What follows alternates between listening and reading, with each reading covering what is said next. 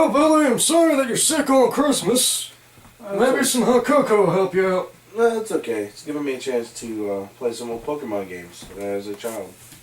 I see you're playing Pokemon Red there. Yeah, it's the first game that I ever got for Christmas that I really wanted. Yeah, it's always good to get what you want for Christmas, isn't it? Especially Pokemon, that was a good one. I mean, I've even got real Pokeballs now, so... Oh yeah, I'm sure they're real. Yeah, we'll take a look. Ultra Ball, huh? Whatever. Oh jeez, Gabriel! Pokemon was first released in Japan in 1996, coming to the US about a year later in the red and blue versions. And those two versions helped illustrate the difference in the country's cultures heavily. Now, the reason there's two different versions of the game is because you're meant to trade Pokemon between the two of them. Now in Japan, they see that as a social interaction. Here in America, we see it as a financial interaction. Pokemon is simple in terms of gameplay and explanation. You're a young man that at the age of 10 is given a responsibility that teams of aged elders are apparently incapable of.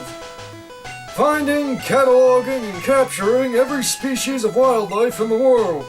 And if you get bored, you have them fight each other with the most violent, destructive actions imaginable until they fell over and went to sleep.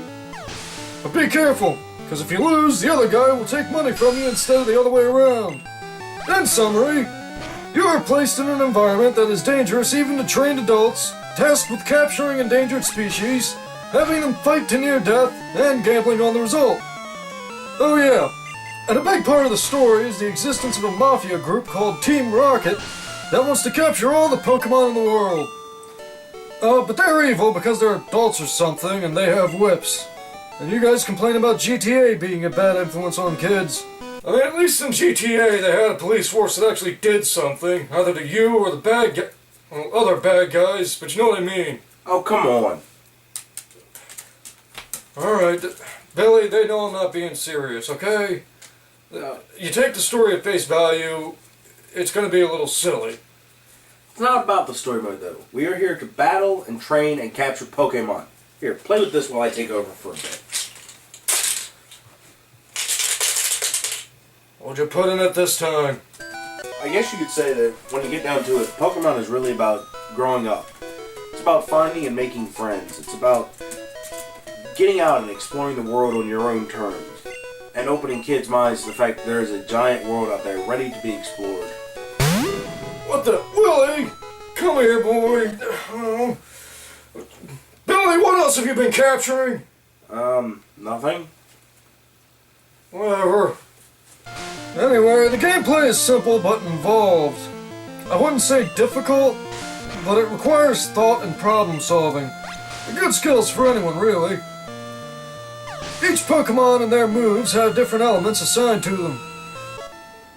To keep this simple, we'll compare the 3 starter Pokemon you can choose from when you start up a new game.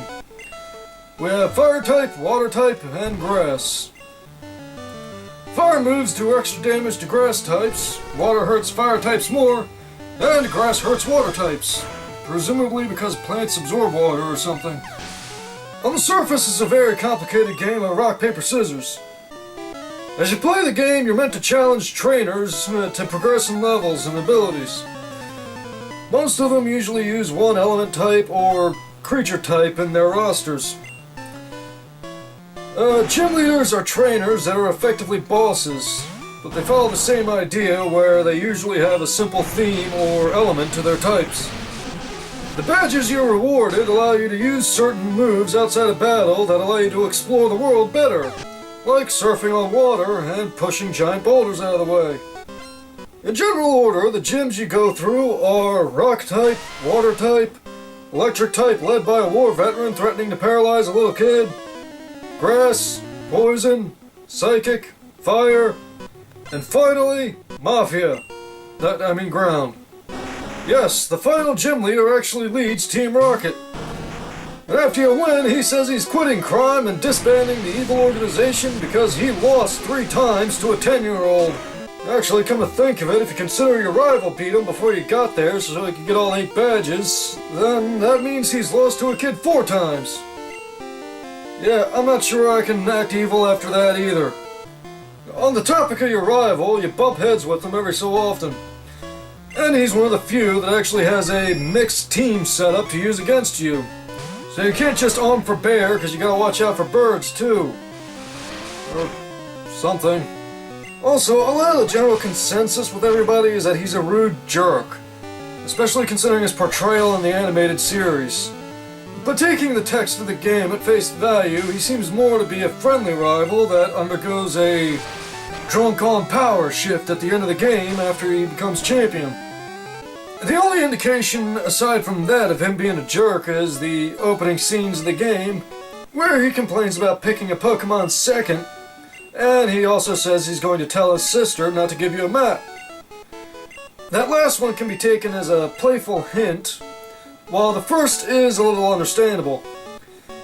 He is the grandson of the professor giving you all this stuff, but then again, picking second means that he gets a type advantage over your Pokémon, so that's more of a boon. Now, which of the 3 starting Pokémon you pick is entirely up to you. Like I said, your rival will automatically pick the one that's strong against yours. A Bulbasaur is useful for the first few gyms, and Squirtle is useful for a few gyms as well as very versatile if used right.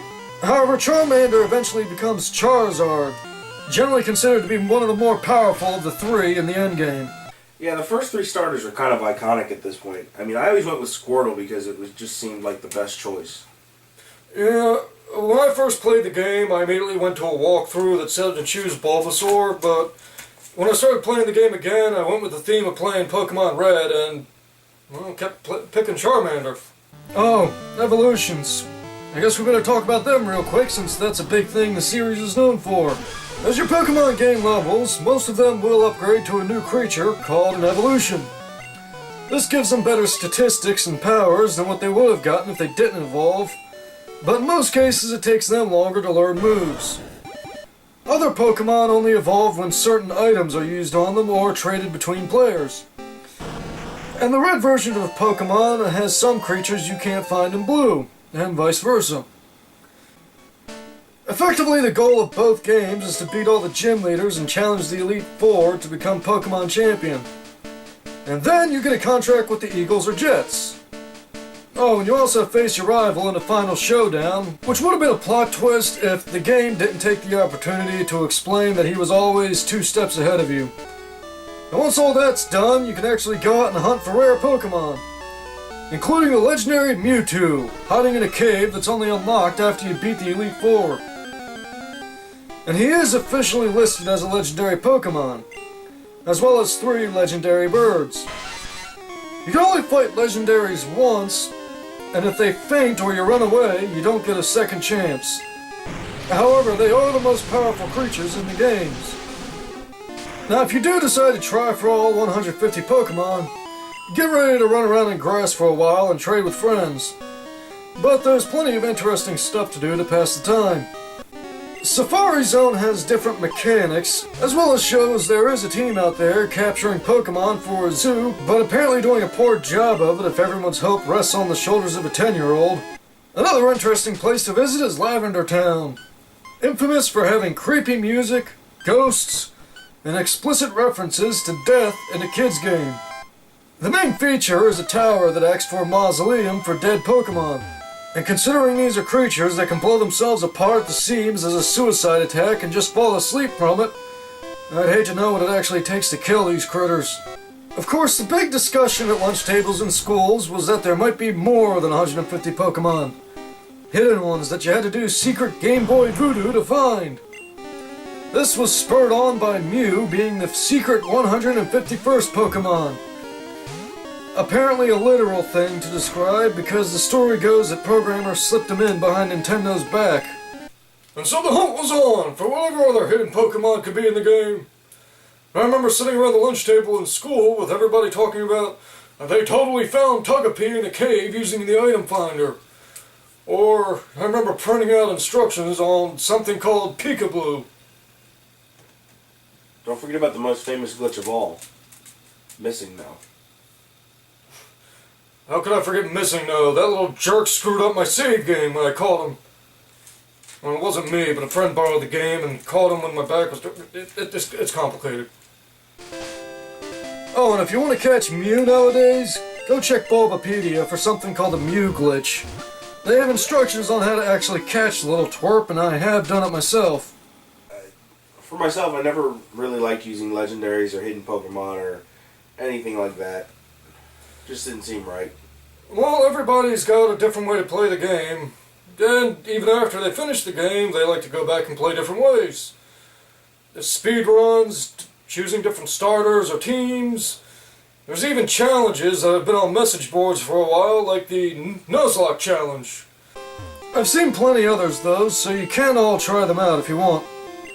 And overall, that's just one more reason why to this day the Pokemon series as a whole is so good. Inside the game or on the message boards, there always seems to be something to do. With that said, I heavily prefer Red and Blue over the newer ones. And I consider them to be the second best in the series.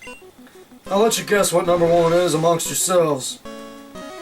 The mechanics were easy to learn, but still required thought to get the fullest out of your team. And being the simplest of the Pokemon games, it doesn't have any of this superfluous, time-wasting crap the newer stuff has. Like ribbons, beauty pageants, throwing berries, holding your DS upside down for a single Pokemon's evolution. What happened to the chair? Billy! Would you quit complaining about the new games? I mean, yeah, they've added some stuff that might be annoying, but at the end of the day, they're trying to keep things fresh and interesting in a game that really isn't. You know, and besides, some people might actually like beauty pageants and whatnot. Okay, yeah, I'm not saying the new stuff is bad. I'm just saying that I prefer the simpler versions of the olden days, where there wasn't this, you know, you can only capture them on a Friday at noon, underground in the river thing. But you need to be careful about where you throw that Pokeball. You can't go around catching everything you set your eyes on. You're gonna get in trouble one of these days.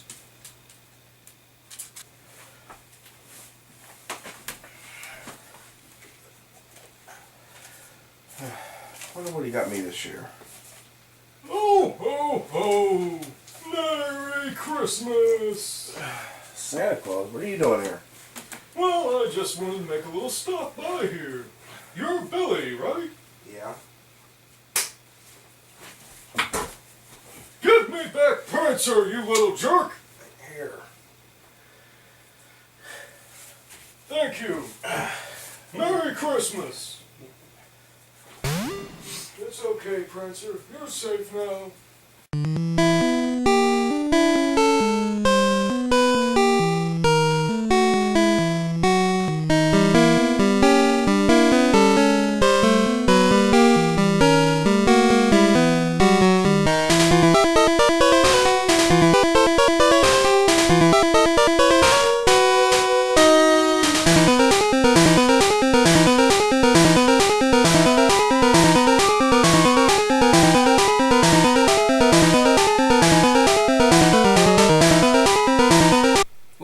From all of us here at Millennial Senior, Merry Christmas and Happy Holidays. And joyous Festivus for the rest of us.